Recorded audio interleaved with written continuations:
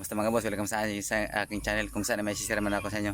Sa video nito mga boss, ituturo ko sa inyo kung paano mag-top dead center ng Badja City 100. Ayun mga boss, ita-top dead center natin. So, pero bago ang lahat mga boss, subscribe muna kayo mga boss sa aking channel kung gusto nyo ganito mga video. At pag-click nito ng notification bell para lagi updated sa video na aking upload. So, subscribe na. Tara, top dead center natin. Ayun mga boss, ang kudlit. Tapos nga boss yung letter T.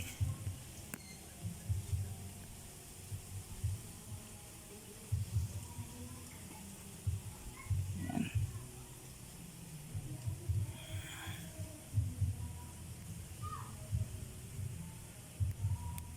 Ito boss yung kanyang mark sa labas. Ito na mga boss, gumagalaw yung yan.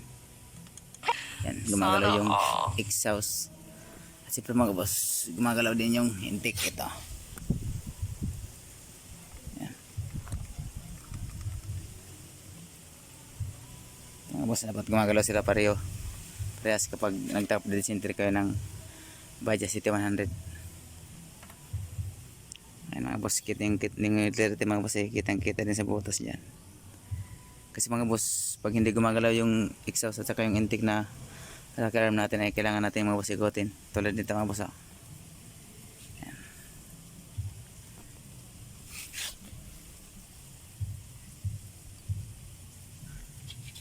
Ayan mga boss. Pag ito may mark mga boss na dito sa baba, hindi kayo pwede mag-tune up. Kasi hindi yan mga boss naka-top dead center.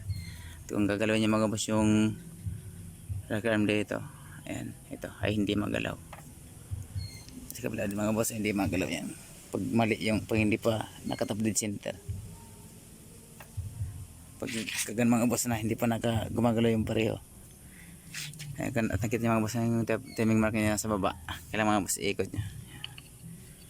At kung napapansin mga boss dyan. Ayan. Ayan mga boss. Sa butas ay nandyan yung letter T. Ayan mga boss, ano, pero yung dito sa kanyang timing chinese bracket ay nasa baba, hindi kayo mga boss pwede mag-tune up at hindi mga boss gumagalaw. Yan mga boss, ibig sabihin mga boss, hindi kayo pwedeng mag-tune up pagka hindi gumagalaw para sa yung rocker arm dito, yung exhaust at intake.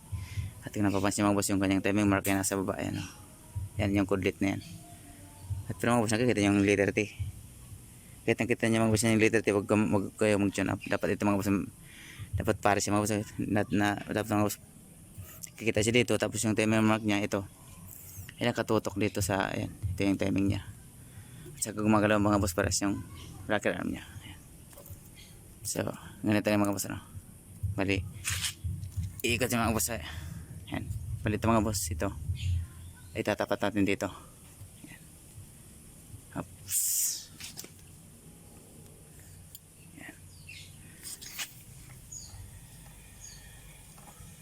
Mga boss, yan o.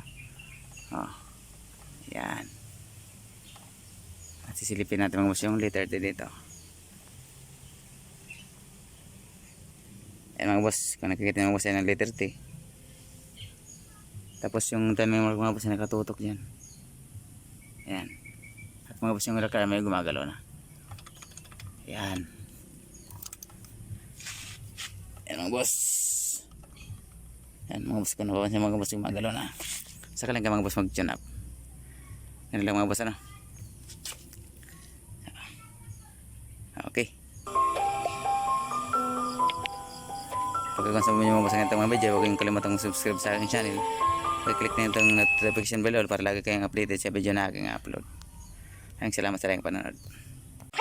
Sana all.